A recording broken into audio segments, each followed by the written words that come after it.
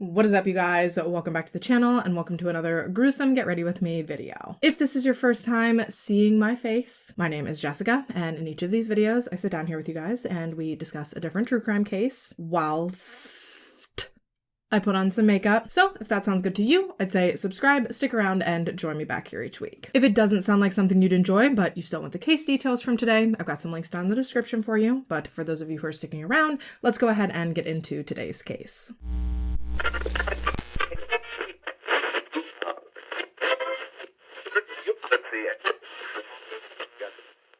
Alright, so as you are already well aware, given the title and the thumbnail for this video, today we are in fact going to be deep diving into one of the most controversial and frankly one of the most talked about cases that has taken place in recent history. Today we're going to be discussing the mysterious death of John O'Keefe, as well as the subsequent trials of Karen Reed. This is a saga that, if you have access to the internet, you've likely heard about in some capacity or another over the last few years. I'm actually pretty late covering this case, but I did follow along with it very closely in real time as it was playing out. So now that it's wrapped up, I wanted to cover it fully here in its entirety from start to finish in one standalone video. So with all that said, late to the party or not, me and my 60 pages of notes, we're here and we're ready, so ain't no turning back now. No, we've gone too far. Not only has this case sparked national interest and dominated the headlines for the better part of the last 3 years, but it has also flipped the town of Canton, Massachusetts completely upside down,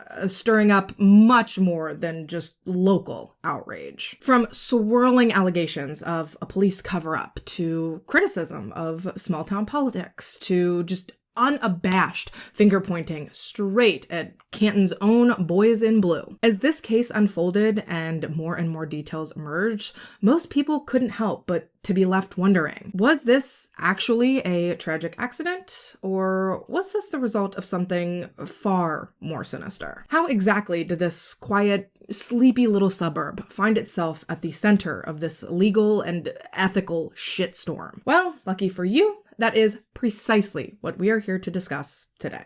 Okay, so as I mentioned in the intro for today's story, we are headed to good old Massachusetts. Specifically, we're headed to eastern Massachusetts, about 15 miles southwest of downtown Boston, to the small town of Canton. Resting on just shy of 20 square miles of land and hosting a population of just under 25,000 people, Canton, Massachusetts truly is like the quintessential charming little suburban town. With beautiful residential neighborhoods, great schools, wide open green spaces, and a fairly stable economy, on paper, it seems like it would be a perfectly suitable choice for any average American family. Prior to the last, I'd say 5-ish years, Canton was most well known for its parks, its hiking, its skiing. There's also multiple natural and historical attractions sprinkled throughout the town as well. Specifically, I saw the Museum of Bird Art and the Eleanor Cabot Bradley Estate mentioned the most, so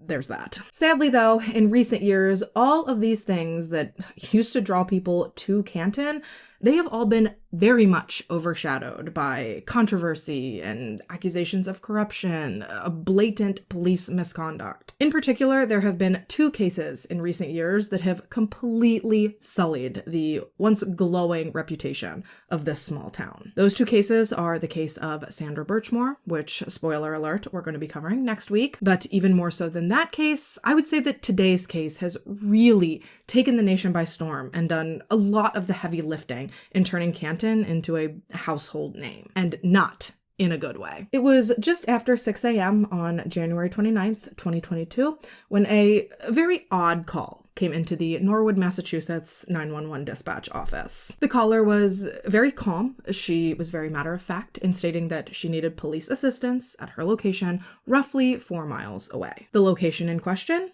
Well, that would be the now infamous 34 Fairview Road. Now, in spite of the caller's blasé attitude towards whatever was going on at their location, police actually did respond to the scene relatively quickly. It was within just a couple of minutes that they arrived on the scene, only to find pure chaos unfolding right there, damn near in the middle of Fairview Road. First responders were immediately met by 3 women, panicking, screaming, crying, and most importantly, attempting to resuscitate 46-year-old fellow Boston police officer John J. O'Keefe. Sadly, though, despite the efforts of the women to resuscitate this man, as well as the quick action of first responders on the scene, ultimately John O'Keefe would be declared dead just about an hour later at Good Samaritan Medical Center in Brockton, Massachusetts. And I'm sure the question on everyone's mind is, how did we get here? Who exactly was John O'Keefe? And how did he end up here, lying dead in the snow, in the middle of a fellow police officer's front yard at just 46 years old? John J. O'Keefe III, more lovingly known to his family and friends as JJ, was born on December 8th, 1975, in Braintree, Massachusetts, to his parents, Margaret and John O'Keefe Jr. John was the second of 3 children born to the couple. He had an older sister named Kristen, and he had a younger brother named Paul.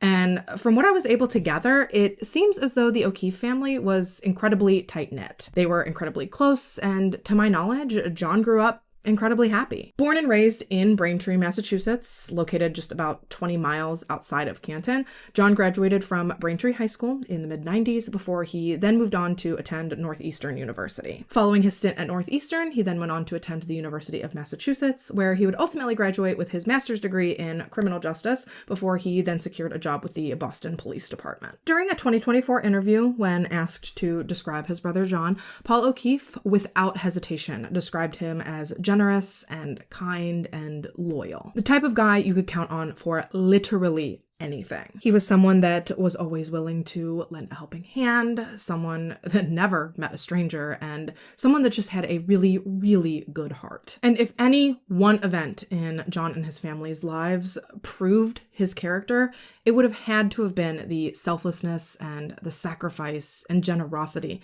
that he displayed in the wake of a family tragedy back in 2013. Specifically, it was summer 2013 that the O'Keefe family received the devastating news that their oldest child and their only daughter, Kristen, had been diagnosed with brain cancer. And sadly, this diagnosis was incredibly bleak. Kristen's cancer was unbelievably aggressive, and within just 6 months, she would succumb to the disease, tragically leaving her husband as the sole provider for their 2 children. And this would have been devastating enough on its own, to have these 2 children having to grow up with just one of their parents. It's horrible. But then, in a completely unexpected turn of events, just 62 days later, tragedy struck this family yet again when, out of the blue, Kristen's husband Stephen also passed away, effectively rendering he and Kristen's children, John's niece and nephew, as orphans. Truly, it is so unbelievably unfair that one singular family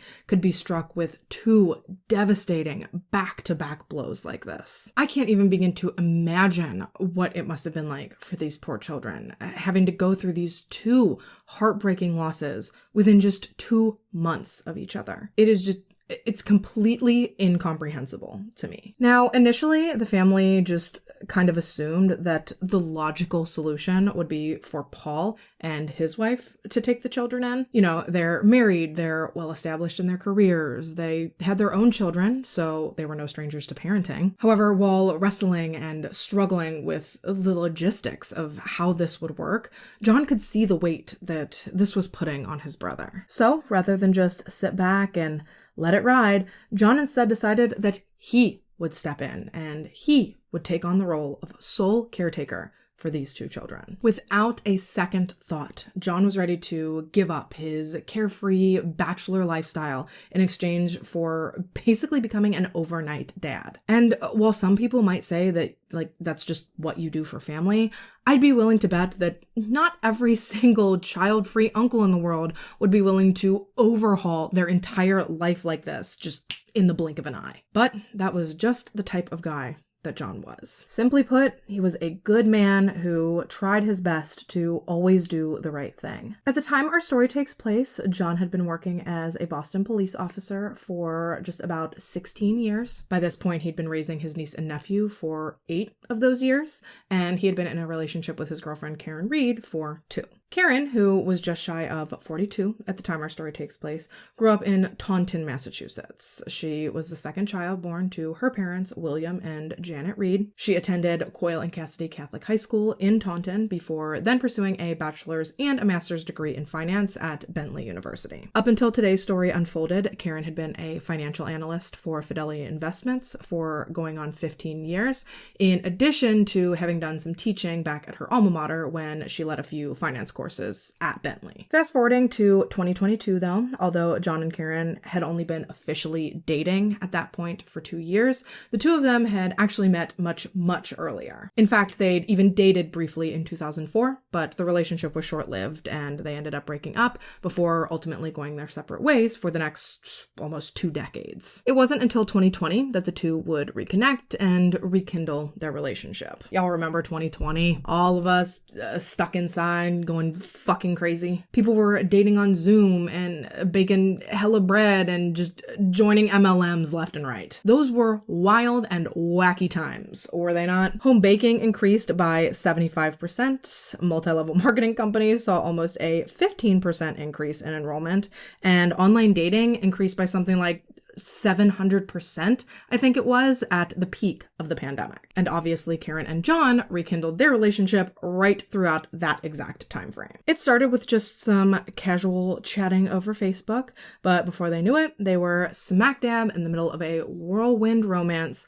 that neither of them had seen coming. And sadly, the end of this relationship would be just as unexpected as the start of it had been, which regretfully does bring us to the evening of Friday, January 28th, 2022. A night that should have been just an average, fun night out, but instead turned deadly. John and Karen had plans to go out that night and to meet up with a few of their friends just to grab some drinks. And while I can't say for sure, my guess is that given the fact that most of them were also connected to the Boston Police Department in some way or another, I would imagine that these people had known John first and then that John had introduced them to Karen. But regardless of that fact, and despite an argument that John and Karen had had that very morning, the couple did ultimately end up heading out and they met up with this group of friends. They bar hopped around for a bit before they eventually ended up at a quaint little Canton watering hole known as the Waterfall Bar and Grill. Mind you, this was around like midnight, maybe even later, that the group finally ended up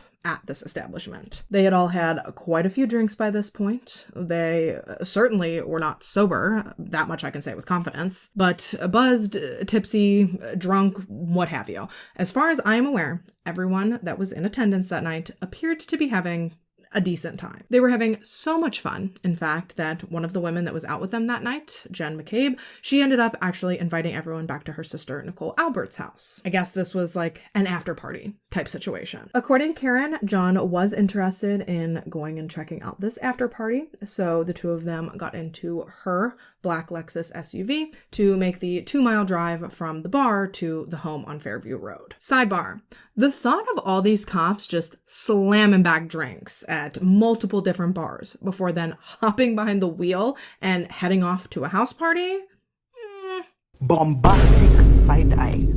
Criminal offensive side-eye. I'm judging. 1,000%. Especially taking into account the weather conditions in Canton that night/early morning, because we're talking winter in Massachusetts. I mean, I don't condone drinking and driving under even the best circumstances or weather conditions, but drinking and driving during what has since been referred to as a blizzard, just reckless. Nevertheless, though, the group is heading over to 34 Fairview, home of Brian and Nicole Albert. Brian, Canton police officer, married to Nicole, sister of Jen McCabe, who was the one who invited everybody back to the house to begin with. Hopefully that makes sense, because just a warning, there are a lot of people that we're going to be talking about as we go through today's story. Like, a lot.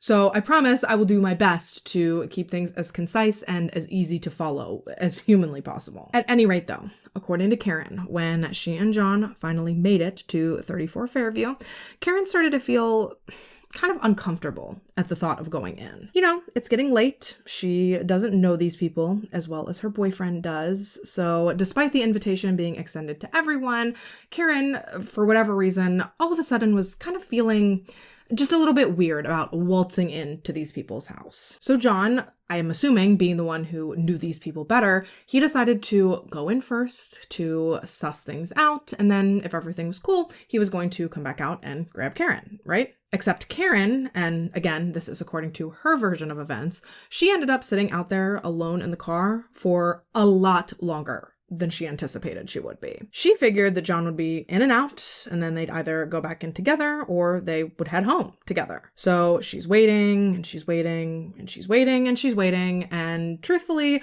she's getting pissed. What the fuck was taking so long? Why wasn't John answering her numerous phone calls and texts? And why did he think it was okay to leave her out here waiting in the car for him like a dog? All valid questions. I'd be pissed too. And eventually, after waiting there for what she deemed to be more than long enough, she's had it. You know, if he's having so much fun in there that he can't even remember that he has a girlfriend waiting in the car for him, then fuck it. He can find his own way home later when he's done just tearing up the night. So she leaves. She takes her Lexus and she drives back to John's house, where she would end up sleeping on the couch for the night, waiting for him to shamefully waltz back through the door. However, sadly, that would never happen. And when Karen woke up just before 5 a.m. on Saturday, January 29th, to discover that John had in fact never come home, well, she immediately started calling him back to back to back to back, just all still to no avail. Truth be told, she'd pretty much been calling him nonstop since she'd left 34 Fairview. Calling him, texting him, leaving him angry voicemails, just the whole nine. Yet, for some reason, throughout all of those hours, she never received so much as a single answer. And at first, she's still pissed. She's thinking that he ditched her, or he's with another girl, he simply doesn't care about her, etc., etc. But as time wore on and her calls and texts continued to go unanswered, it seems like this is when Karen's anger sort of morphed into just like frantic panic. She moved on from calling John incessantly to incessantly calling some of his friends to see if, you know, did he end up crashing with one of them? But again, all of these calls also resulted in dead ends. No one knew where John was. He certainly hadn't spent the night with anyone, at least that she could track down. And even more concerning, no one had seemed to have even heard from him. So by this point, Karen is freaking out. She's absolutely bugging, just wigging out the whole nine. Eventually, she ends up so desperate to get to the bottom of things that she ends up calling Jen McCabe, the woman who had invited them back to 34 Fairview the night before to begin with. Well, I guess technically it would have been earlier that same morning, but you get it. She calls Jen. Shockingly, Jen answers, because remember, it's like 5 a.m. or something like that, and all these people have been up until all hours of the night. They've been drinking. They've been throwing down. The fact that any of them are awake and taking calls, in my opinion, that's a feat all on its own. According to Jen, Karen was absolutely hysterical by the time that they got on the phone with one another. She's crying, yelling, talking in circles, just downright incoherent. So from Jen's perspective, rather than trying to like dismantle this woman over the phone, she instead invited Karen to meet her at her house so that together they could then go out and try to track John down. And Karen did end up taking Jen up on this offer, but the two did not go out alone, because after agreeing to meet up with Jen, Karen then also reached out to another friend of John's named Carrie Roberts, who also ended up joining Karen and Jen on their early morning search for John. So the three of them go out. They're driving around. I believe Jen was driving Karen's Lexus. Karen was in the passenger seat, and then Carrie was in the back. And the whole time, Karen's just rattling off a horrifying scenario after a horrifying scenario. Things like, could he be dead? Could a snowplow have hit him?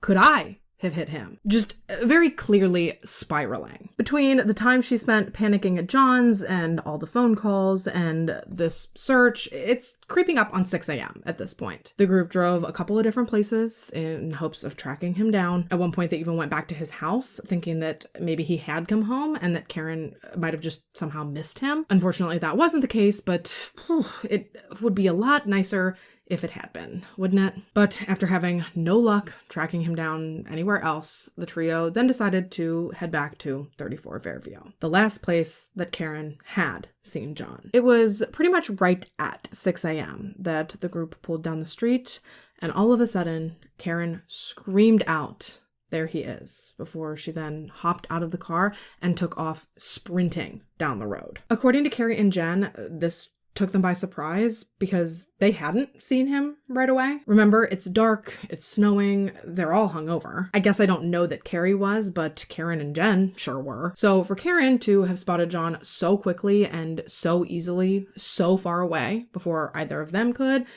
it definitely stuck out to them. But sadly, Karen was right. John was there. He was lying completely unresponsive and partially covered by the accumulation of the previous night's blizzard. It was truly just a very devastating and a very harrowing sight. Karen immediately threw herself on top of John to, of course, try to keep him warm, but also in an effort to perform CPR. And as Karen attempted to resuscitate John, that is when Jen McCabe called 911. When first responders arrived, Karen was beside herself, sobbing and screaming and begging to know if there was anything they could do to save John. Unfortunately, though, as we know, it was not looking promising. Not only had John clearly been out in these frigid temperatures for hours, but he also had a visible head injury in addition to bruises and lacerations seemingly all over his upper body. John was loaded into an ambulance within minutes of Jen McCabe's 911 call. However, devastatingly, by 8 o'clock that morning, John's medical team would pronounce him dead. He was just 46 years old. But what the hell had actually happened to John? Well, that, my friends, is the million-dollar question. It was clear by the state of John's body that he had been through something physically traumatic prior to his death. I mean, bruises and black eyes and lacerations, they don't just appear out of nowhere on a person. So the very same day, January 29th, police began an investigation into what on earth could have happened to John O'Keefe. John's autopsy later revealed that he had an unbelievable amount of different injuries. He had 2 black eyes, he had multiple cuts on his face, he had cuts on the back of his head, his skull was fractured in multiple places, consistent with a blunt force injury, and he also had dozens of cuts and scratches all up and down his right arm. So like I said, something clearly happened to John prior to him ending up lying out in the snow that morning. But what is insane about that, the fact that he had clearly been out in that snow for hours, was that over the course of those hours, as more than 15 people came and went from that house on 34 Fairview, none of them saw him lying out there in the yard. Nor did the man plowing the road that night, well after John supposedly would have been out there. He didn't see him either. Shoot, by the time Karen found him, he was covered in snow, but even still, she was able to see him. So how did none of these people leaving the house over the preceding hours, when assumably he would be under less snow, how did none of them manage to see him? How did the snowplow driver not see him? It's all just very odd. As is the fact that even with all of the commotion going on outside of 34 Fairview that morning, nobody from in that house came outside to see what was going on. And that's weird, right? Because just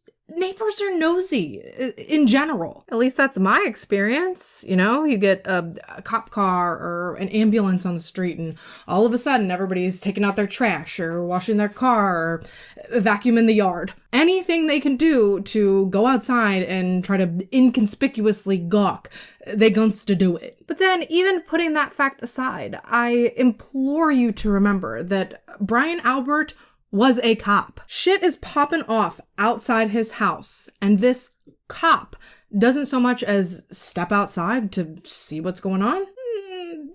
I don't buy that. Cops, firefighters, military people, these are the last people that are going to sit back and stay out of the way when something like this is happening. Not to mention that if he had just simply taken a gander outside, he would have seen his sister-in-law out there talking with police. You're telling me that your wife's sister is out in front of your house talking to police and paramedics with other women who are hysterical that you yourself were with with the night before. They're screaming and crying and what? You're completely uninterested? I suppose it's possible that they could have still been sleeping, but you have to understand that the distance from the house to the street at 34 Fairview, it's not that big. I just don't believe for a second that they managed to sleep through all of these hysterics and this entire circus that was unfolding basically on their lawn. And then on the flip side of that, Jen's not at all concerned about the safety and the well-being of her sister inside.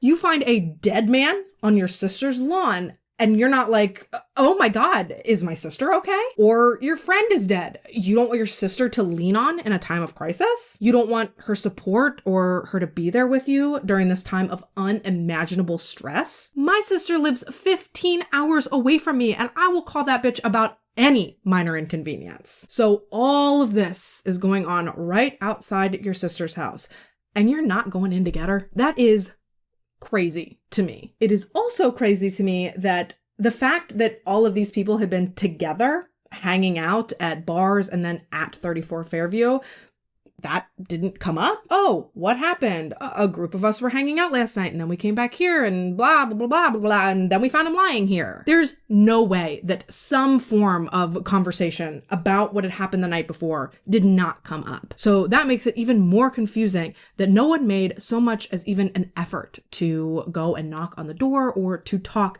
to Brian or Nicole Albert. And they certainly didn't make any effort to go into the house and to look around, which again, I find very weird. Now, like I alluded to, Brian and Nicole both claimed that they were still asleep when all of this was going down. So I guess take that for what you will. But you know who police did make almost an immediate effort to speak with? Karen. After the trauma of everything that had unfolded that evening, Karen ended up making the decision to go to her parents' house so that she could sit with them and they could support her and they could be there for her. And this is where police would speak to her for the first official time. In speaking with police, Karen told them exactly what I just told you. She drove John to 34 Fairview. She decided she didn't want to go in. She got frustrated when he wouldn't respond to her, and so she left. She made a 3-point turn and she left. No harm, no foul, right? Well, not according to police. Instead, their theory was that Karen, furious and hammered, had backed into John, hitting him with such force that he was rendered incapacitated there in the yard, where he ultimately froze to death. Seems like a pretty big jump to me, but you do have to assume that they would have had some reason to come to this conclusion, which they did.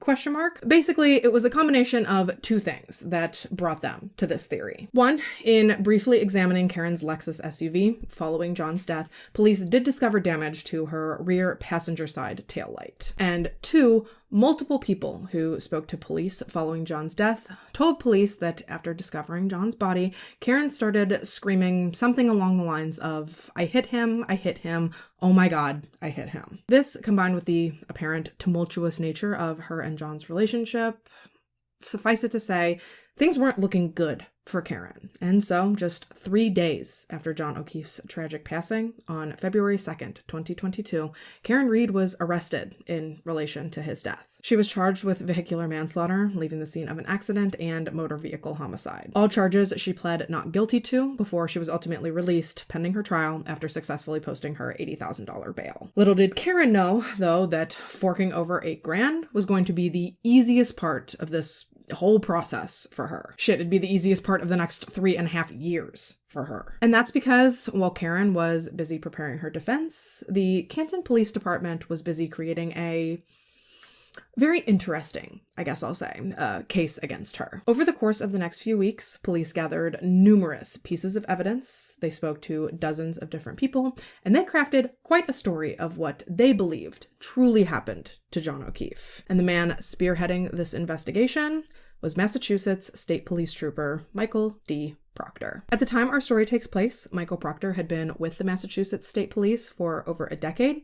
However, by the end of Karen's second trial, Mr. Proctor would find himself not only unemployed, but completely disgraced. Don't worry, we'll get into it later. For now, though, let's talk about what exactly Michael Proctor and the other detectives working in this case were able to pull together to prove their accusations. And actually, they didn't even set out to just prove them, they ended up escalating them. Given the evidence that police went on to collect, within just weeks of Karen's initial indictment, a Norfolk County grand jury indicted her yet again, this time for second-degree murder, motor vehicle manslaughter, and leaving the scene of a collision. So essentially, they were asserting that Karen hadn't just been reckless in driving drunk, resulting in John O'Keefe's death. Rather, now the working theory was that Karen had hit John on purpose out of pure fury and rage and drunkenness, obviously. Now, pretty quickly after John's death, police confiscated Karen's 2021 Lexus LX 570 SUV. It was brought into the police station just hours after John had been pronounced dead. The car was taken for examination and it was held in the Sallyport of the Canton Police Department. Karen also had her blood drawn that same morning at Good Samaritan Medical Center, after which a forensic toxicologist determined that her blood alcohol content was somewhere between 0.07 and 0.08%, meaning that given the time that had passed since Karen's final drink the previous night, that would have put her BAC somewhere between 0.13% and 0.29% as she was leaving 34 Fairview. Just a reminder, the legal level for driving a vehicle is 0.08%.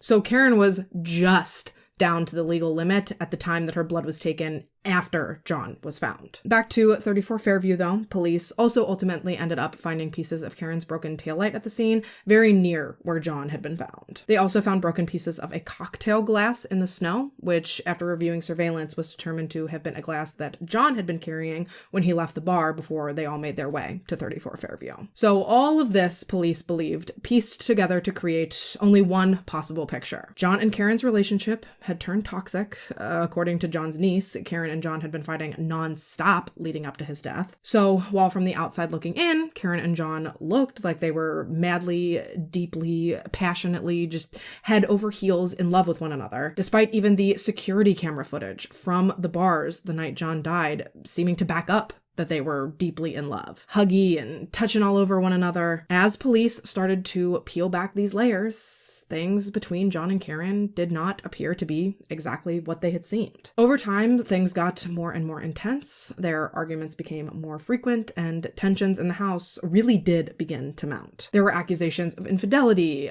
countless talks about flat out ending the relationship. I mean, to hear the closest to the couple talk, they were all but circling the drain. So, cut to the night in question, police now believe that on this night in particular, for whatever reason, Karen snapped. She backed her 6,000-pound SUV into John on purpose, striking him so hard that she not only caused his numerous injuries, but police theorized that the impact was so significant that it had thrown John almost 10 feet from the street to where he was found in the Alberts yard. According to police, Karen Reed murdered John O'Keefe. And remember, to hear it from multiple sources, she'd even admitted it. She had allegedly repeated numerous times after the discovery of John's body, "I hit him, I hit him, I hit him." And as far as police were concerned, she had the means, motive, and opportunity. So, case closed. Right? Wrong. Not only did Karen end up pleading not guilty to the upgraded charges that she was now facing, but Karen's defense team actually came out alleging that Karen was not just innocent, but she was actually being framed. Yeah, they weren't just claiming that she hadn't murdered John O'Keefe, but they were claiming that she hadn't even been the one to hit him. Rather, they believed that John's death and Karen's arrest were all part of a much bigger cover-up type conspiracy. Now, what exactly was being covered up, in my opinion, we'll likely never know, which has left a lot of room for theorizing and brainstorming and hypothesizing, none of which really ever seems to come together to look good for the people that were at 34 Fairview the night that John died. Mainly, I think the most widely believed theory is that upon walking into Brian and Nicole Albert's home, some sort of fight broke out. John was incapacitated, and then he was eventually brought outside and left to die. And that's really heavy stuff when you think about it. Because remember, almost all of these people are well-respected, high-ranking law enforcement personnel. These people were John's colleagues. They're important, well-respected people within within this community. And now Karen's defense is alleging that they were not only involved in this man's death, but that they were now actively working together as a team to cover it up and to pin it on Karen, which is obviously quite an accusation. Truth be told, at face value, it's kind of hard to wrap your head around. The idea that more than 15 people agreed to participate in this and to keep this secret. The fact that up until at least the time that I'm filming this, they've been successful in keeping this secret. I mean, that alone is hard to believe is possible. What's that saying? Two can only keep a secret if one of them's dead? It's hard enough to get two people to keep quiet about something, but to trust and believe that 17 people are all collectively going to keep their mouths shut? Truly, when you first hear it, it is almost impossible to believe. But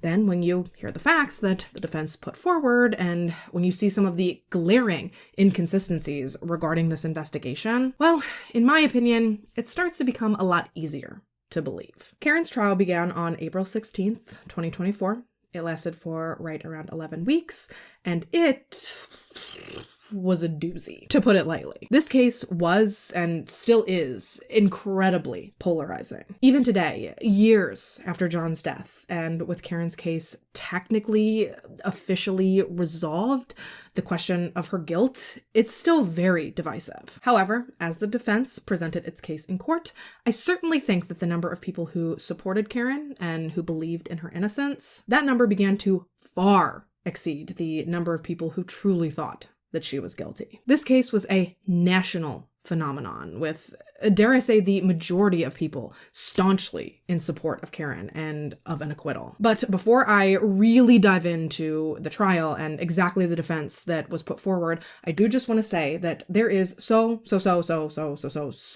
unbelievably much information available regarding this case. There's so much evidence and so many statements, so many testimonies. Christ, we have a whole second trial that is coming up that we're going to have to talk about. Some cases are hard to cover because there isn't enough information readily available, but this case in particular, this one was hard to cover because there's almost too much information easily available. All this to say that there is just absolutely no way that I could ever possibly even hope to cram even half of everything that was actually brought to trial into this one singular YouTube video. Certainly, I'm going to do my best to include what I think are the most important or the most controversial pieces of evidence or parts of the story. But if you're familiar with this case and you find yourself blazing to the keyboard thinking like, oh, well, she left out X, Y, and Z, so clearly she doesn't know what she's talking about, blah, blah, blah, blah. Please understand that I know. I likely know about whatever you're about to type, and if I didn't mention it, it's either coming up or it's been omitted from the story for the sake of brevity. Okay?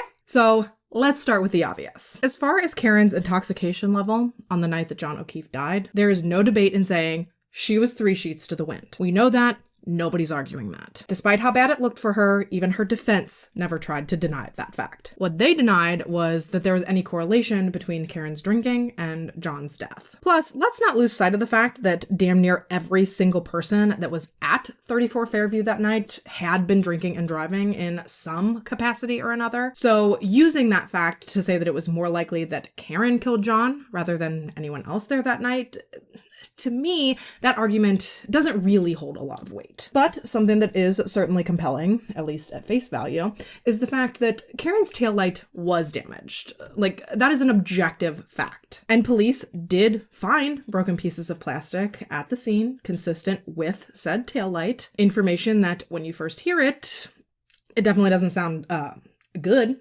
that's for sure. But this is where all of the shadiness in the investigation starts to bubble up to the surface. You see, when police first searched the property at 34 Fairview where John's body had been found, remember, it had snowed really heavily that night. They actually had to bust out a literal leaf blower just to try to clear the snow while also preserving potential evidence. And this was the day that John's body was found. And that day, during the preliminary search, they found a couple of pieces of evidence. They found blood, they found pieces of the cocktail glass that John had left the bar with the previous night. But you know what they didn't find during that first search? A single piece of Karen's taillight. In fact, they didn't find any of those taillight pieces until hours later, after Karen's car had been taken and held for examination at the Canton County Police Station. Oh, but maybe they just didn't see them. You mean to tell me that they did a thorough enough search to find clear pieces of the broken cocktail glass,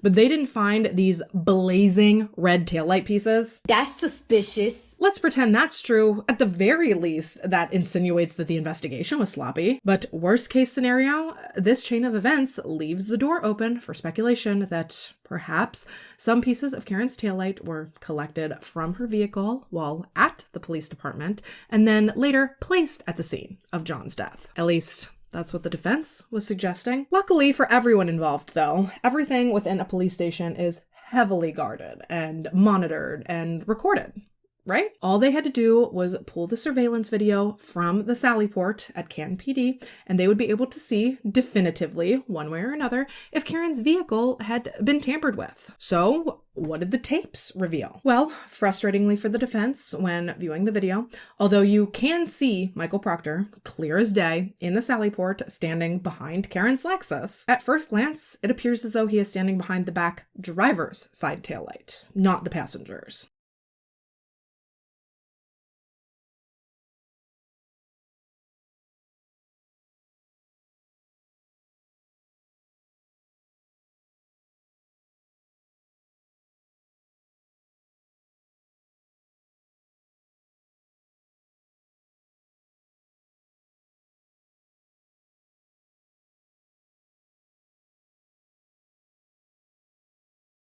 So at first it's like, oh, well, he couldn't have messed with the taillight. Sure, he was standing behind the car for a while, but he wasn't by the taillight in question at any point, so it doesn't really matter. Or does it? You see this? You see how it's backwards? You see how it's a mirror image of what is actually being captured in the video? What if I were to flip that shit around for you?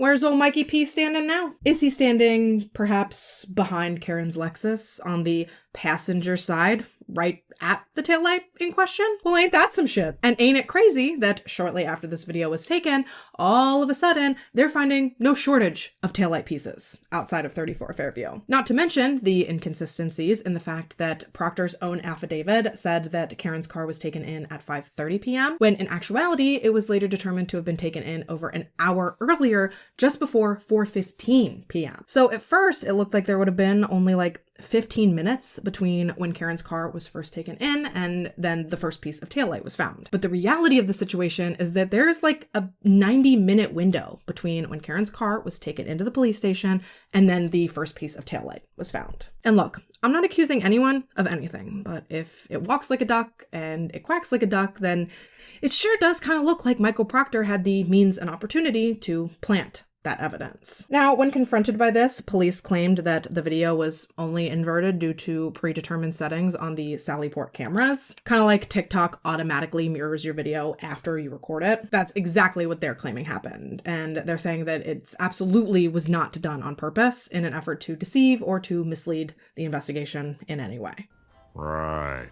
To be clear, Karen's taillight was already damaged prior to its arrival at the department. So no one's suggesting that they caused the actual damage to Karen's car. Rather, what I believe the insinuation is that they knew there wasn't any taillight at 34 Fairview. So then, in an effort to bolster his case, allegedly, Michael Proctor saw an opportunity and he seized it. Right there in that Sally Port. The belief is that he collected a few pieces of taillight, he took them back to the spot where John was found, and he meticulously placed them in an effort for them to then be discovered and collected as evidence. But if police didn't damage Karen's taillight to begin with, and they're saying she didn't hit John, then why was the taillight damaged? And why was the paint chipped on her Lexus? Why was it all scratched up? What happened to the taillight? Obviously, something had to have happened to it. Something that the defense claims is nowhere near as nefarious as the prosecution was making it out to be, because in reviewing security tapes and surveillance video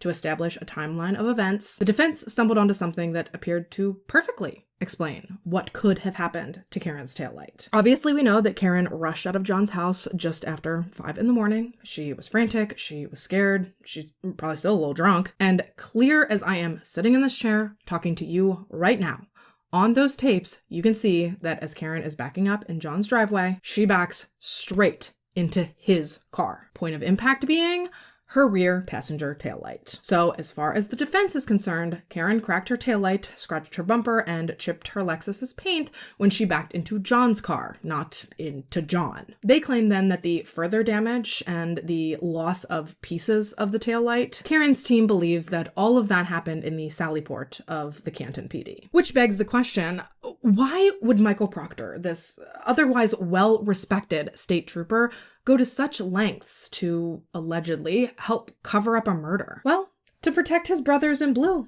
That's why. At least that's the working theory. We all know that there is good and bad in this world, and that extends to every demographic of person, as well as law enforcement. There are thousands and thousands of police officers out there who report for duty every day with nothing but the best interest of the community they serve in their hearts. But then, in stark contrast to those officers, there are officers who believe that because they tote around a badge and a gun, that it means that they and their buddies are above the law that they also vehemently swore to protect and uphold. And judging by text messages sent by Michael Proctor and later recovered by the defense, it sort of looks like Mikey P might fall into that second camp. Less than 24 hours after John's body was discovered, Michael Proctor was texting his friends about the investigation, and as far as he was concerned, he already had it all figured out. He had it solved, closed, and wrapped up with a neat little bow on top. According to these text records, Proctor told his friends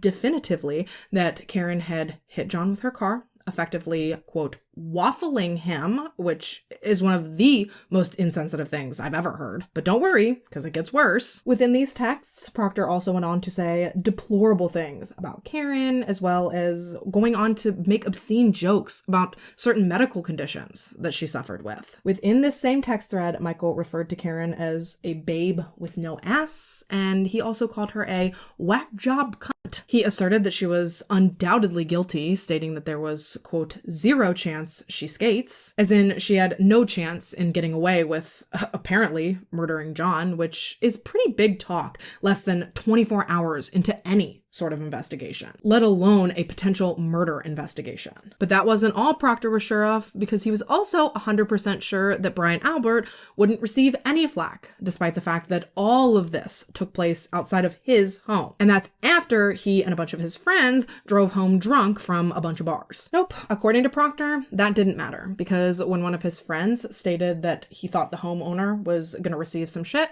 Michael responded, quote, nope, homeowner is a Boston cop too. So he can do no wrong then? Boy, shut up. And these horrible and inexcusable messages continued on for weeks throughout the course of the investigation. He made fun of Karen's looks. He made fun of the fact that she had used a colostomy bag at one point. He referred to her by other ableist slurs. Yeah, it's not illegal to be a terrible person, but it's certainly immoral. And I think the willingness to behave this way and to say these things, certainly it speaks to a person's character and to their credibility and to their reliability, especially when your literal job is dependent on your integrity and your honesty and your character. I'm sorry, but 3 strikes and you're out, Mikey P. Sorry, I should really stop referring to him like that, but there was a guy I went to high school with and we called him Mikey P, and now that I started it and it's back in my memory, I probably won't be able to stop. At any rate, in addition to presenting very reasonable counter-arguments to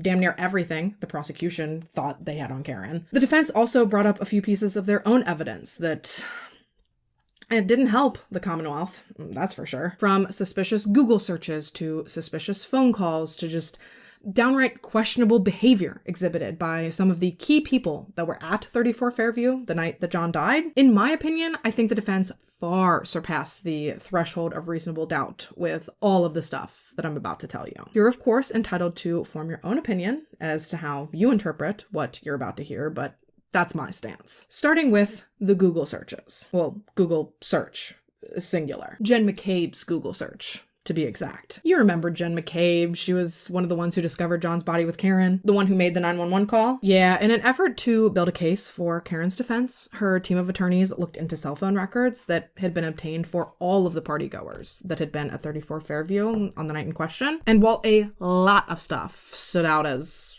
odd, I guess you could say, but one of the most talked about and most interesting pieces of information that they pulled from this was a Google search that Jen McCabe appeared to make at 2:27 a.m. And this search, how long to die in the cold, made at 2:27 a.m., hours before John's body was discovered. Now, what are the odds that that would not be related to John, who, by the way, just so happened to, at that very moment, be outside, incapacitated, in that cold? Yeah, this certainly wasn't a point in the Commonwealth's favor, that's for sure. Now, to hear Jen tell it, she didn't make that search at 2:27 in the morning, as the record suggested. Rather, she made that search after they found John's body because Karen told her to. The only reason it appeared that she had made it much earlier was because the search had been plugged into a Google tab that had been opened at 2:27. And while this does make sense to an extent, like technologically speaking, what bothers me is that Karen was frantic before, during, and after finding John. Was she really thinking clearly enough to ask Jen to Google something like that? Because from the 911 call, it pretty much sounds like she's just screaming and crying and trying to perform CPR on John. Personally, I feel like a Google search would have been the last thing on her mind at a moment like that, but hey, what do I know? I will say, for what it's worth, though, that Karen refutes that she ever asked Jen to look up anything on Google, let alone that particular search. And continuing down the line of weird shit Jen McCabe did, once again, in reviewing phone records, the defense discovered that between 12:29 a.m. and 12:50 a.m., Jen McCabe called John O'Keefe's phone 7 different times, back to back to back. Calls that would subsequently go on to be mysteriously deleted from her phone's history during the investigation. But, you know, she swears that she was not the one to do that. She also swears she didn't delete the Google search that we just talked about, because yes, that was also deleted during the course of the investigation. Even so, speculation has run rampant as to what the actual motive was behind these phone calls. Some people think they were made in an effort to bolster the story that John had never actually made it into the house there at Fairview, that they were calling him repeatedly to find out where he was. However, others theorize that the calls were actually made for a much darker reason. Some people think that the phone calls were actually made after John was incapacitated. Some people think that shit was popping off, the group was frantic, they were trying to get John out of the house as fast as humanly possible, but they could not find his phone. And operating as if the defense's version is true, then these people absolutely would not want that phone lost somewhere in that house. Because imagine later it's traced back and discovered in the house. I mean, that's really going to discredit the whole story that John never came in. So, what's the easiest way to find a lost phone? I mean, if you have an Apple Watch, it's to ping it, but setting that aside, typically you would have somebody call it. You'd have them call it back to back to back until ultimately it's found. If anyone knows about this, it's me. I've got raging ADHD, and my husband has to call my phone like 36 times a week. But circling back to Jen, when asked about these calls, she had a very simple explanation. These calls, apparently, were butt dials. Yeah, butt dials. Butt dials. 7 of them, back to back. 7 butt dials over the course of 21 minutes. Provided that's true, her phone really do just be doing whatever the fuck it wants. Deleting Google searches, deleting phone calls, making phone calls. 7 phone calls. 1 call every 3 minutes, made by none other than Jen McCabe's booty cheeks, Jennifer.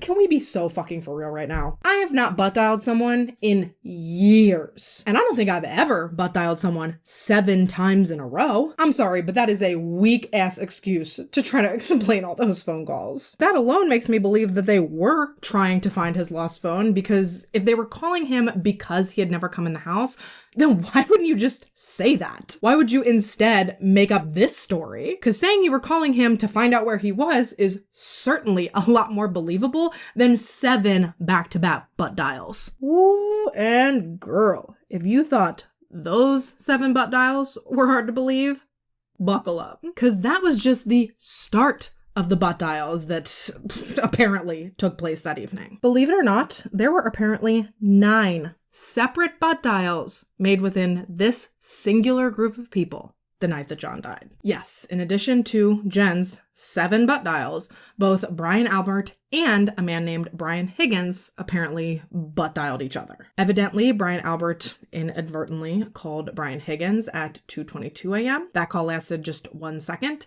and then immediately afterwards, still at 2:22 a.m., Brian Higgins then apparently butt dialed Brian Albert right back. Isn't that cute? Ain't they just like 2 peas in a pod? They're both named Brian, and they're both in possession of asses that just really want to chat with one another. Okay. All jokes aside, though, both men maintain that neither of them intentionally called the other, and that the calls happening back to back like that were just truly like a big-ass coincidence. Something that I'd have a lot easier time believing if both men hadn't then gone on to destroy their phones in the wake of John's death. Because, you know, nothing screams I'm innocent of any and all wrongdoing like destroying potential evidence. Both of these men worked in law enforcement. It defies rational thought to believe that 2 seasoned members of law enforcement, one a police officer and one an ATF agent, both with connections to Canton PD and to the DA's office, to think that they would not, one, have been tipped off that a notice to preserve their phones was coming down the pipeline, or 2, that they wouldn't know the importance of preserving potential evidence in a possible murder case. Christ, Brian Higgins drove his shit to a military base, threw his phone in one dumpster and his SIM card in another. That is the reddest flag I've ever seen. Ma'am. Madam. And there is still just so much more. We could do this for days. Why did the Alberts rehome their aggressive German Shepherd just weeks after John's death? A dog they had had for years. Why was she all of a sudden just poof, gone without a trace? Couldn't tell ya. Why did the Alberts go on to remodel their basement shortly after John's death, after having just remodeled it 3 years earlier? Who's to say? Why did the Alberts eventually go on to sell the house that had been in Brian's family for almost 50 years, just a year after all this went down?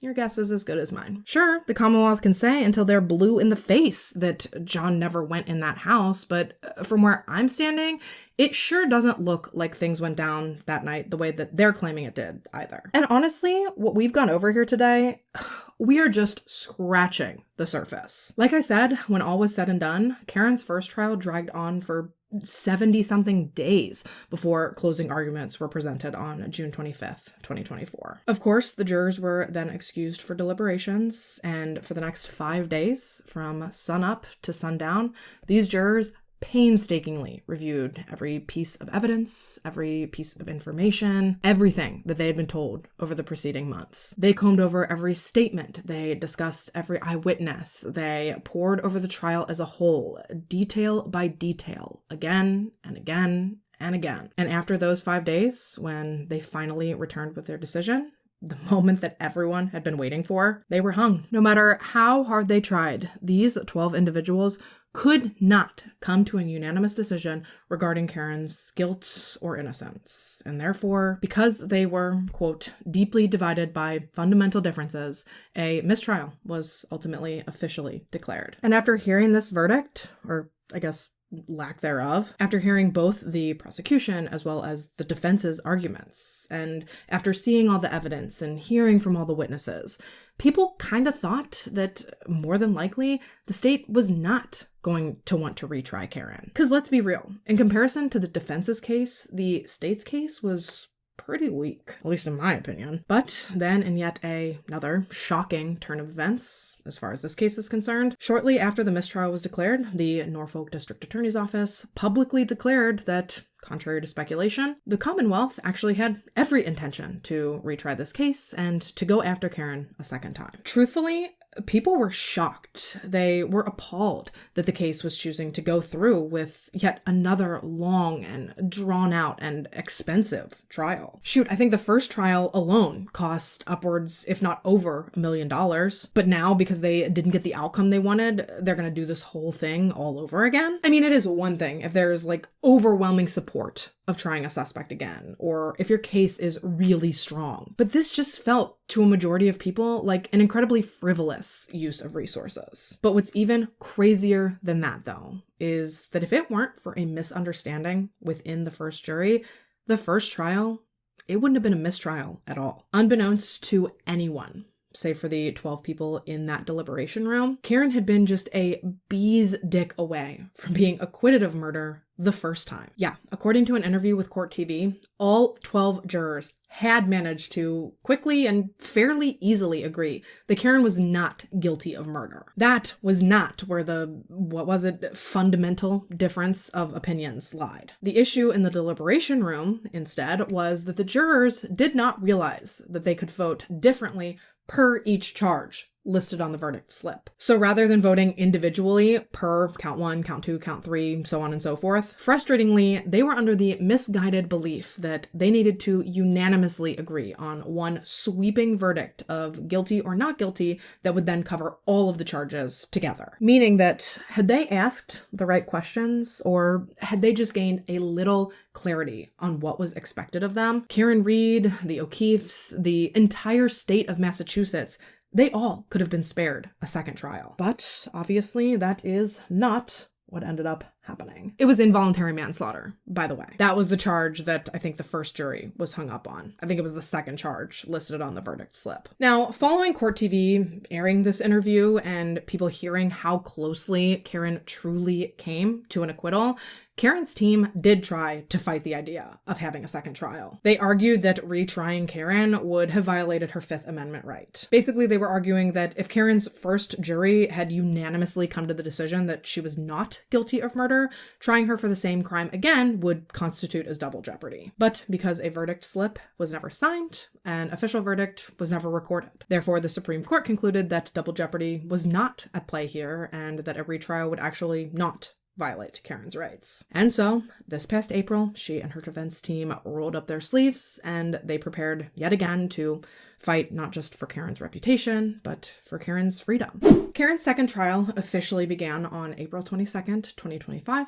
and once again, the country tuned in. Once again, everyone was on the edge of their seats, waiting with bated breath to see how things would turn out the second time around. Now, granted, although a lot of the information would remain the same from trial to trial, the second trial would still be significantly different than the first. Because essentially, this time going in, both sides more or less knew the other side's strategy. They knew what their arguments would be, they knew each other's cases, they knew each other's witnesses. Of course, things would be reworked from one trial to the next, but still, they knew the gist. That's not to say, though, that both sides weren't still working overtime preparing for the second trial. Over the preceding almost year, both sides, the prosecution and the defense, they worked tirelessly, strengthening and bolstering their cases and planning exactly how they could effectively dismantle their opponent. Shoot, there were attempts made to dismantle each other's cases well before the trial even began. Accusations of witness intimidation, accusations of conflicts of interest with certain experts, accusations of bribery,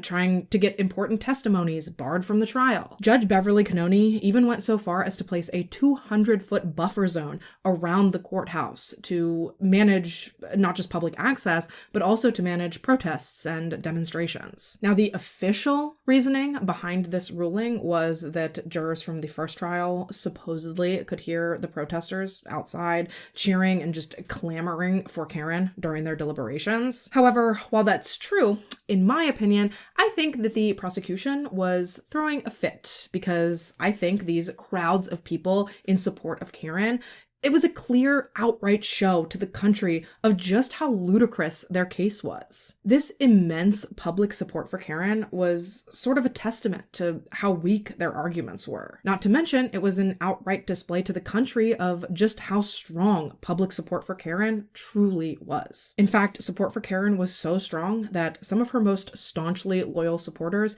even sued Judge Cannoni as well as the state police, claiming that the court-ordered buffer zone actually violated their First Amendment right to free speech. Yeah, it was real messy. So by the time Karen's second trial began, believe it or not, tensions were even higher than anyone could have ever imagined. And while a lot of the meat and potatoes, so to speak, of this second trial was similar to the bulk of the information presented at the first trial, where things differed dramatically was how each side opted to present their information and to try to get their point across. In the first trial, a lot of testimony from both sides came from eyewitnesses. Jen McCabe, Carrie Roberts, the Albert family, Brian Higgins, Michael Proctor. And of course, some of these people were called to testify in the second trial as well, but overall, both sides, the second time, seemed to rely much more heavily on expert witness testimony to bolster their arguments, rather than relying solely on information provided by those closest to the case. The prosecution opened their case by actually attempting to use Karen's own words against her. In between the two trials, Karen participated in multiple media interviews in which she does admit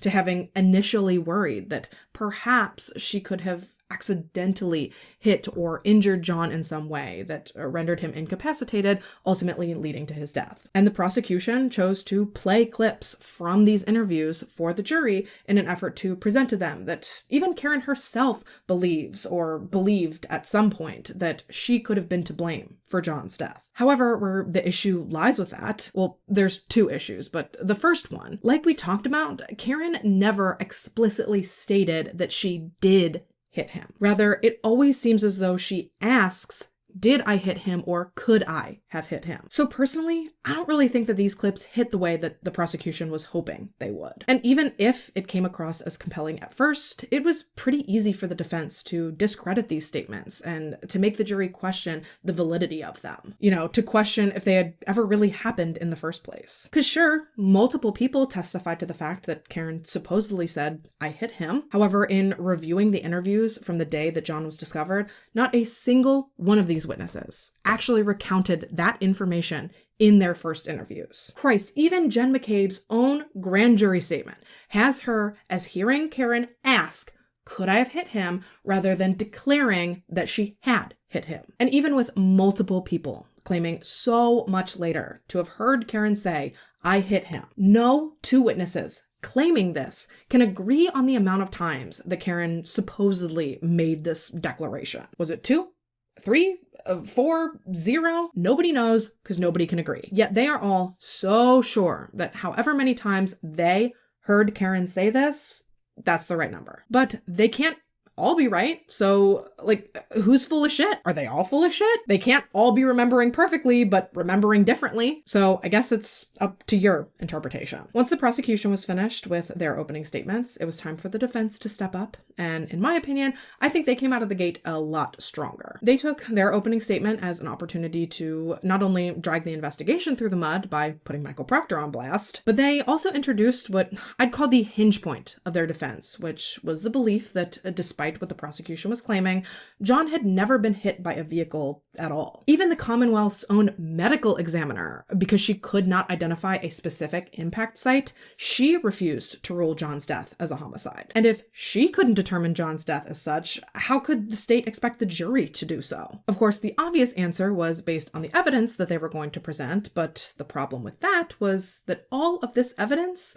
it had been tainted by its proximity to none other than Michael Proctor. The defense went so far with this as to label him a cancer that infected the case from the beginning, basically setting it up to where the jury would second guess every piece of evidence that the prosecution presented against Karen, merely on the grounds that at one point or another it had passed through Michael Proctor. They argued that the case against Karen was, quote, flawed from the start because the investigator on the case was, quote, corrupted from the start. As I insinuated earlier, Michael Proctor would ultimately be fired from his position with the Massachusetts State Police in March of 2025 because of his conduct and his clear biases on this very case. And rightfully so, if I do say so myself, because his behavior was abhorrent. He very clearly believes that he and his other boys in blue are above the law and that they're immune to scrutiny and to consequences. So although Massachusetts State Police Department maintains that the investigation was handled with integrity by Michael Proctor, that argument kind of flies out the window given the fact that he was fired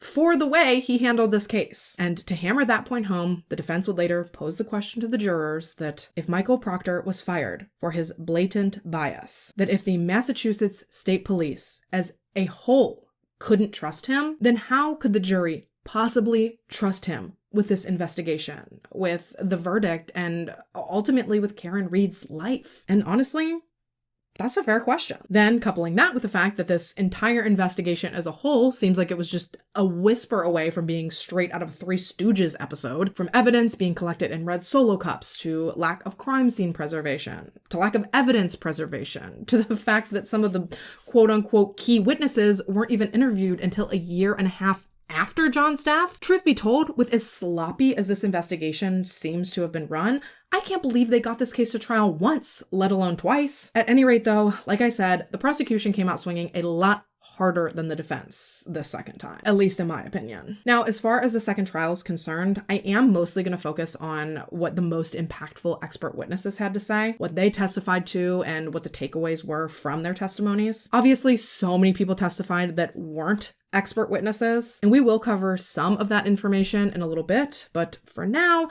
I need you to just ride with me, all right? This case was a lot, and the brain power that it took me to format things how I wanted and to go through all of this information, it was otherworldly. The inner machinations of my mind are an enigma. So, starting with testimony regarding John's injuries, according to experts called by the prosecution, John's injuries could basically only be caused by being hit by Karen's car and then thrown into the yard. A brain surgeon called by the state testified that John's head wound was undoubtedly caused by having fallen straight back onto his head. In other words, by being knocked backwards by Karen's car. However, what he did not seem to have an explanation for was the cut that was above John's eye. The black eyes he was able to attribute to the head injury. Evidently, blows to the head, even minor ones, can cause blood vessels to rupture, which then present as blackening around the eyes. However, a clean, succinct, isolated, linear fall backwards is not going to cause a cut on someone's face. Which leads me into the defense's expert testimony. Their expert completely disagreed with the prosecution, stating that John's injuries were inconsistent with the story that they were putting forward. According to the defense's expert, John's injuries were much more consistent with some sort of physical altercation than they were with a vehicle collision, especially considering the fact that John had no injuries on his lower extremities, which is apparently extremely uncommon when it comes to being hit by a car. And after reviewing the photos of the property at 34 Fairview, this expert stated that she could not identify anything on that lawn that could have caused the type of head injury that John had sustained. She also couldn't identify anything out there that would have caused the pesky little cut over John's eye. Rather, that particular injury, again, she concluded was much more consistent with having been punched with a closed fist than it was with having anything to do with a vehicle collision. And I don't remember if the prosecution's expert was asked about the wounds on John's arm specifically. My guess is probably not, because he was a brain surgeon, but regardless of that. The defense's expert, who, mind you, is an emergency room doctor and a forensic pathologist who has seen at least 500 dog bite cases over her career, she said confidently, 10 toes down and with her whole damn chest, that the injuries on John's arm were the result of a dog attack. In fact, she referred to the wounds as, quote, highly specific for a dog bite. She theorized, given the specific pattern of the arm wounds, that John had been bitten while he was trying to block his face. Like he put his arm up in a defensive position and then it was bitten like that. And if you'll remember, I briefly mentioned earlier that the Alberts had a German Shepherd named Chloe for years prior to this event, that they ended up rehoming very shortly after John's death. Oh, and another thing worth mentioning is that John was wearing a hoodie when he was found, right? Well, what was weird about this hoodie was that it had significantly less holes in it than John's arm had cuts. There were 36 different abrasions on John's right arm, but only 9 holes on his hoodie. Now, the prosecution theorized that the cuts on his arm and the holes on the hoodie were caused by the taillight breaking into shards on impact. You know, despite the fact that not a single piece of taillight recovered from the scene had any of John's blood or tissue on it. But even setting that fact aside,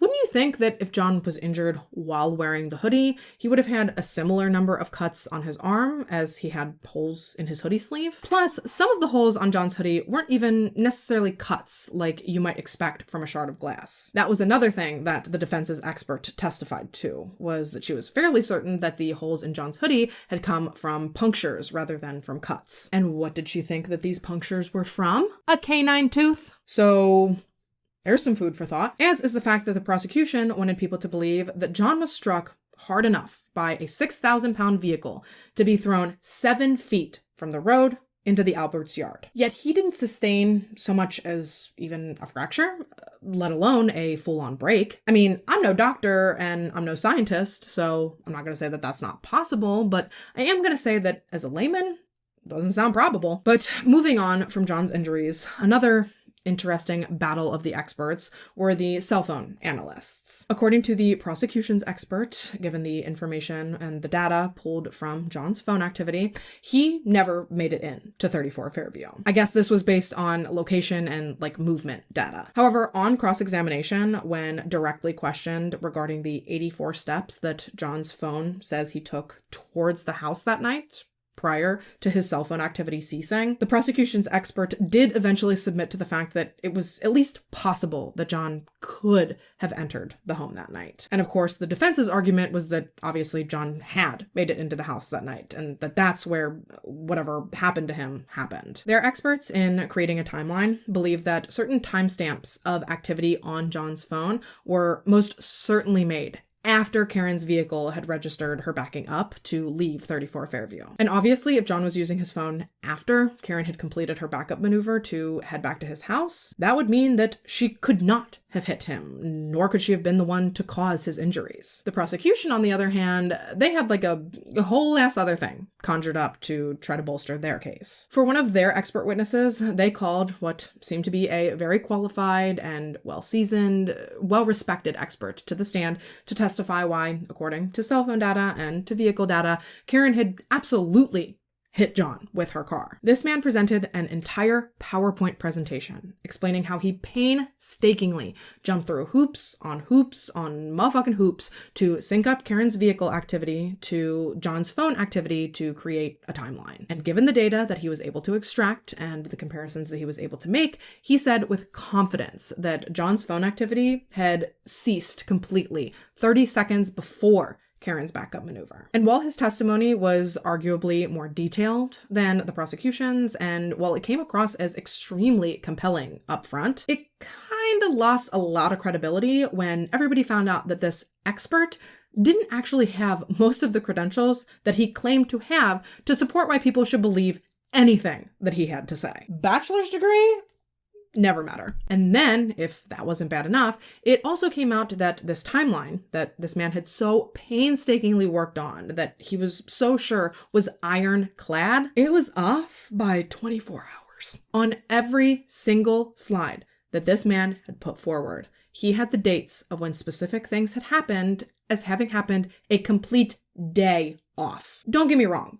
I fuck up too. We all do. I have fucked up numerous times while just filming this video. Stay tuned for the bloopers to see that. The problem here, though, is that I'm not in court. I'm not touting myself as an expert. Someone's livelihood and freedom doesn't revolve around what I'm saying. I'm just a bitch in my basement who's fascinated by true crime. So this guy's monumental fuck up, it was definitely a blow to the prosecution's case, as was the accident reconstruction segment of the trial.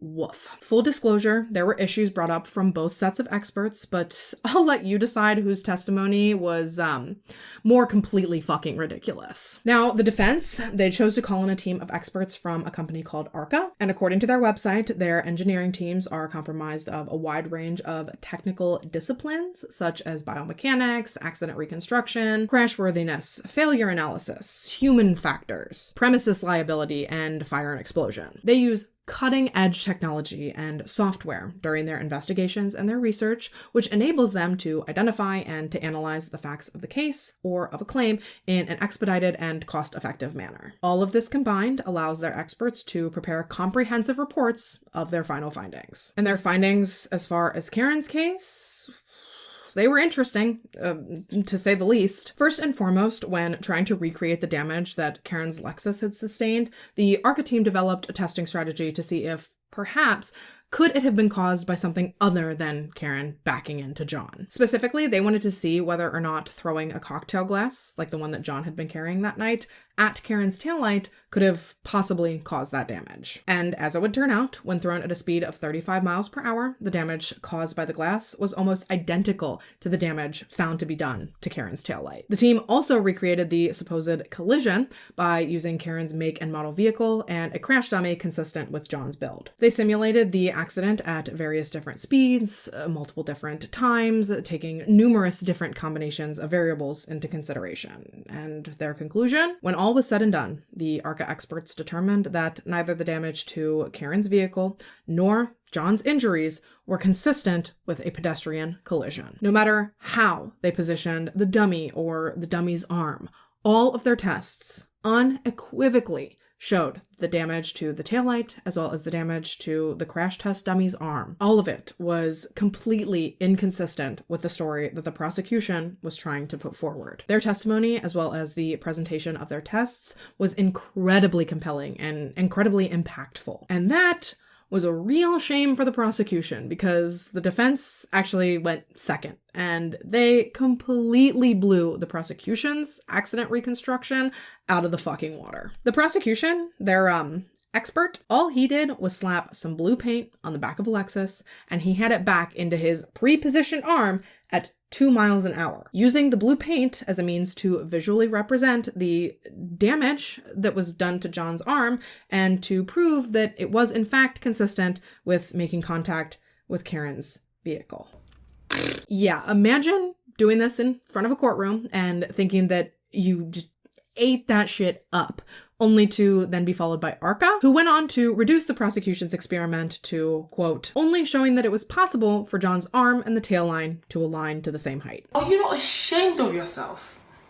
Like I said, though, neither demonstration or testimony went down without any criticism. The prosecution's expert was criticized for being fucking ridiculous, but ARCA was then criticized for being too close to the defense. The prosecution tried to paint a picture to the jury that the ARCA experts had been fraternizing with Karen and her defense team outside of the scope of what was appropriate for the trial. Obviously, they were trying to cast doubt on the ARCA team's findings by insinuating that they were specifically crafted to help bolster Karen's defense. And while I think the ARCA experts did admit to going to lunch with the defense team, like, once, I think what's more important to note is that ARCA wasn't even initially brought in by the defense. They were actually contracted by one of the federal investigation teams prior to the first trial. Their findings just happened to coincide more with the defense's argument than with the prosecution's, so obviously the defense then globbed on and contracted them to testify. There were also some rumblings about the ARCA team deleting communication between them and the defense, which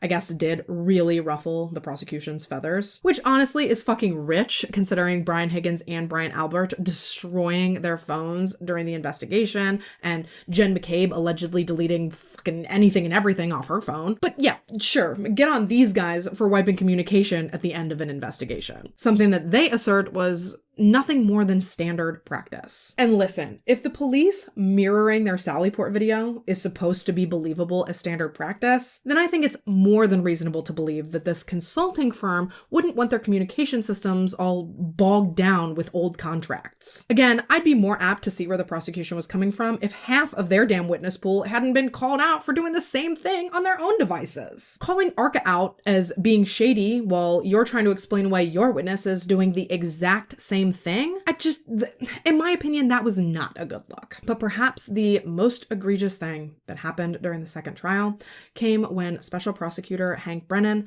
stood up in front of the jury, the courtroom, just Jesus and everybody, holding John's hoodie. He held up the sweatshirt and he asked one of the defense's experts to explain to him where the holes in the back of John's sweatshirt came from, basically insinuating that the testimony didn't hold up because they couldn't explain that specific hole. The issue with this, though, was that those holes, they didn't come from anything that happened on the night that John died. Those holes were actually purposefully cut into John's hoodie by one of the crime lab experts who was analyzing evidence. Yeah, it was a big misstep for the prosecution. So much so that the defense actually ended up immediately moving for a mistrial and requesting that all charges against Karen be dropped. I mean, the judge denied the request, but still, it goes to show what a massive error Hank Brennan truly made in speaking out the side of his neck like that. All in all, Karen's second trial lasted for 6 weeks. Upwards of 50 witnesses took the stand, and over 100 pieces of evidence were presented before the jury was excused for deliberations. Deliberations began on June 13th, 2025, and y'all, the country was waiting on the edge of their seats. People were glued to their phones, just waiting with bated breath, anxious as hell to see what the outcome was going to be this time around. And after 21 hours of deliberations spread out over 4 days, the jury returned to the courtroom with their verdict. Late in the afternoon on June 18th, 2025, the 12-person jury found Karen Read not guilty on the charges of second-degree murder, as well as not guilty on the charge of leaving the scene of a collision, resulting in a death. She was found guilty of operating a vehicle under the influence, for which she was subsequently sentenced to 1 year's probation. But, I mean, she had admitted herself that she'd been driving while she was half in the damn bag the night that John died, so I think that's more than fair. In that same vein, though, I do think it would be nice to see some consequences for the numerous other people who admitted to drinking and driving that night as well. But nevertheless, for all intents and purposes, Karen was a free woman. And while she and her defense team, along with her family and her friends, all celebrated her win, hell, half the damn country was joined in the celebration with her. You could quite literally hear the crowd outside the courthouse cheer for Karen once they got word that she'd been acquitted. But let's not forget that right behind her, exiting the courtroom,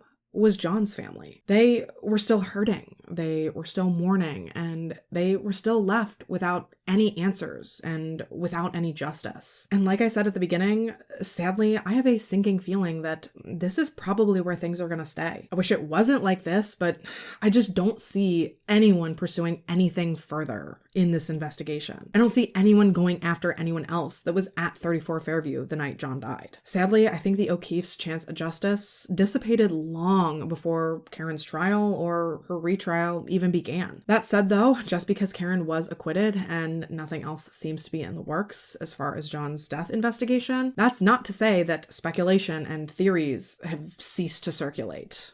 Quite the opposite, actually. There are some very compelling alternative theories floating around out there. I think it's fairly easy to assume at this point, given what we know, that something likely happened to John pretty quickly after he walked into 34 Fairview. The question that remains, though, I guess, is who exactly is truly responsible? You know, if not Karen, which it's not, who? Again, we'll likely never know, so it is important for me to preface everything I'm about to say by first saying that everything I'm about to talk about is purely speculation. None of it can be deemed as fact, at least not by me sitting here in my basement with my DSLR camera talking to the wall. I'm not personally accusing anyone of anything or saying that anyone I'm about to mention did anything specific. I am just relaying to you very public theories that have been shared by other people that have shown an interest in this case. Please don't take anything that I am about to say here as the gospel. If you're interested beyond what I have to say, please do your own research and form your own opinions. That said, there are,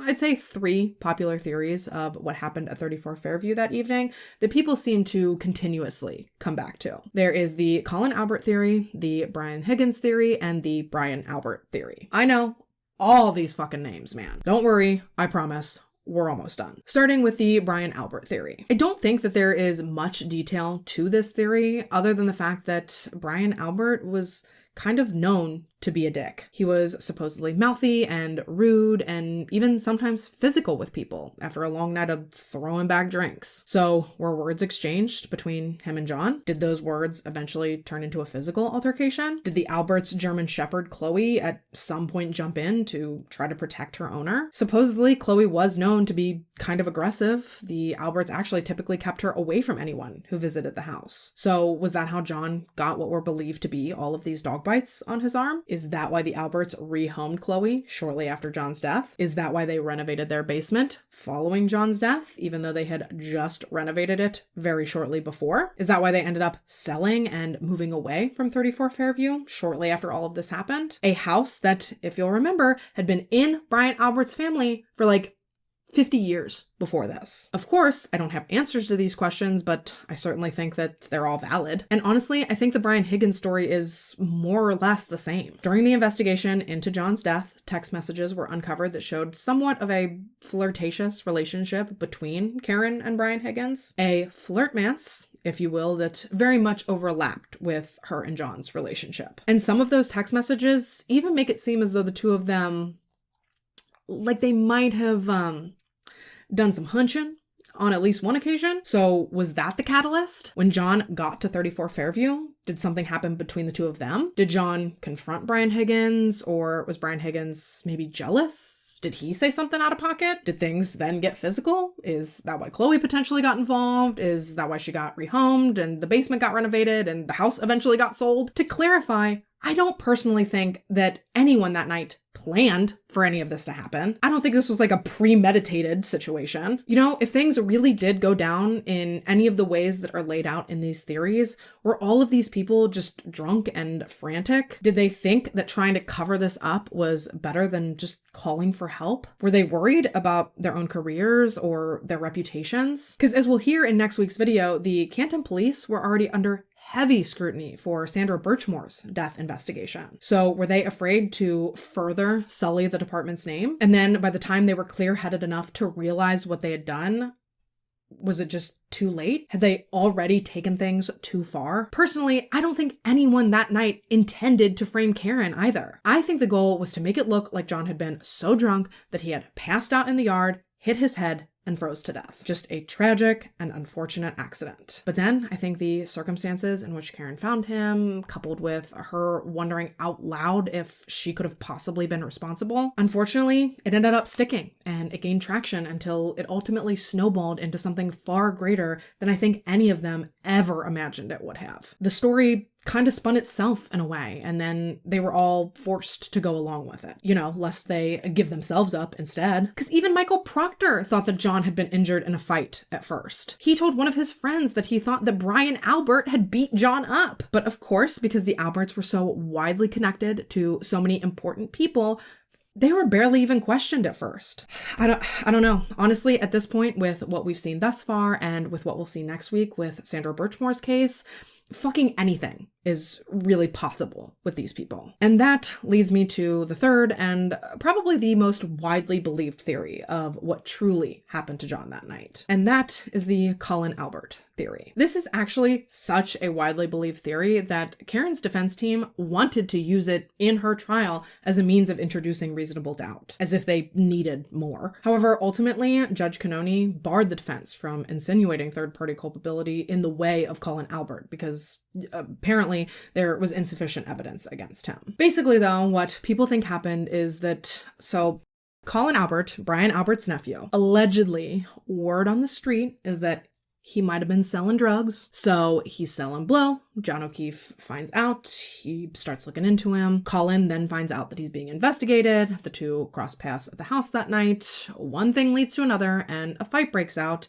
And ultimately, John ends up dead. Of course, if this were the case, Brian Albert and fam, they're gonna want to protect him, right? I mean, he's young. They don't want his whole life ruined. So instead of calling for help, they decide to come together and to help cover this up for him. I mean, it sure would explain why they weren't upfront with the fact that Colin had been at the house that night. And it also might explain why Colin's knuckles were seen bruised and cut up in a photo of him and his friends taken shortly after John's death. Colin claims that he slipped and fell on some ice and that was why his hands were all messed up. But we also know that the defense's expert testified to the fact that that John's injuries were much more consistent with having been punched than they were with having been hit by a car. Again, all of this is just theories and speculation, but you have to admit that even me speed running through them rapid fire like this, all three of these theories still sound more plausible of an explanation as to what happened to John than the idea that Karen intentionally hit and killed him. At least they do to me. And it is really just disheartening that there's even a possibility that this many people who swore to protect and to serve could possibly be involved in not only trying to cover up the death of one of their own, but that they then also tried to ruin an innocent woman's life just to protect themselves. Oh, it's truly awful. And what's even worse is that at the end of the day, there is still a man who's dead.